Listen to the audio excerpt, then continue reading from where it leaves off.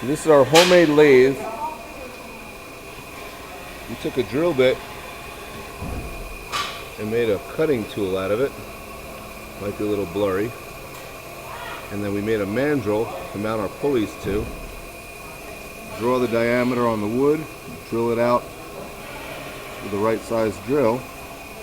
We have this cross slide vise that we're going to use to move the tool bit in. And Clay is going to cut the second pulley ever made at Skyline High School. How fast do you get this thing stand up at you? I think it's going 1200 RPM.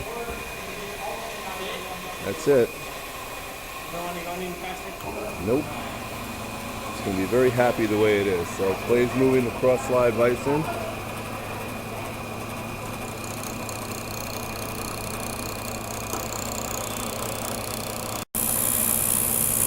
And we're getting close to being done here. I think he is done.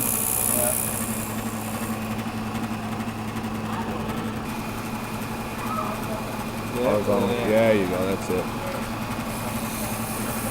Just to deburr the edge. Yep, and do the same thing from the bottom. Okay. GG. Yes, sir. Give that a little twist as you wiggle it off of there.